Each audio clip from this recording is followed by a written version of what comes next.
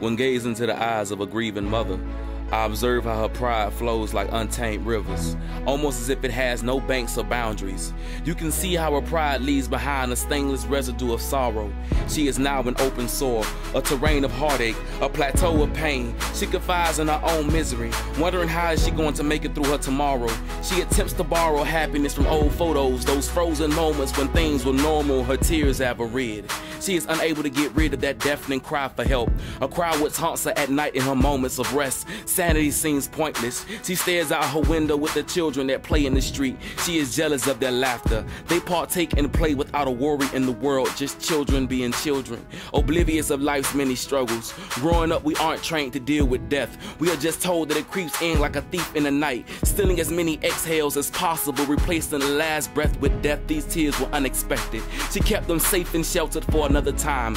Birthdays and graduations, touchdowns and dance recitals. These tears were premature, like an anxious and naive embryo just ready to become a part of this ruthless existence. She can hear the tires screeching like an old horror flick without any regards to the children.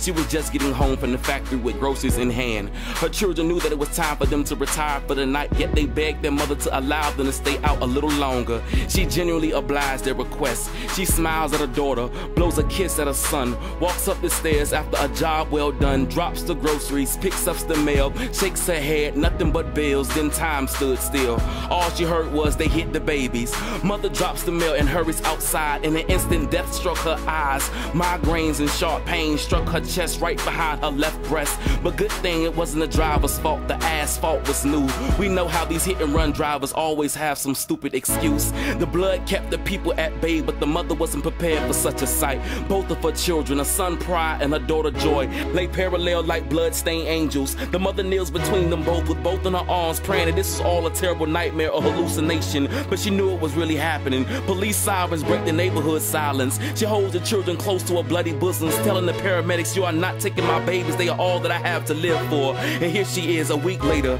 She sits in the window watching other children play day after day, wishing she would have told her children to come inside for supper, wishing the driver would have been driving just a little bit slower, praying Jehovah would have kept her babies out of harm's way. But these are the situations we aren't prepared for, to lose the ones that we adore. You've never looked into grieving eyes until you looked into the eyes of a single mother that lost both her children. She traces their names on fabrics at the factory. Oh, how she wishes they were in front of the house when she came home from work. Nothing but memories and a blood-stained street with a new sign that reads, "Slow down, children at play." How ironic that it took the death of her pride and joy to display any type of precaution. There was never any true concern until tragedy strikes. Then we take all the necessary precaution, but for this mother it is far too late. In the concrete the Creator had etched their fate. So she sits in the windowsill with her eyes fixated on the street, slowly rocking back and forth.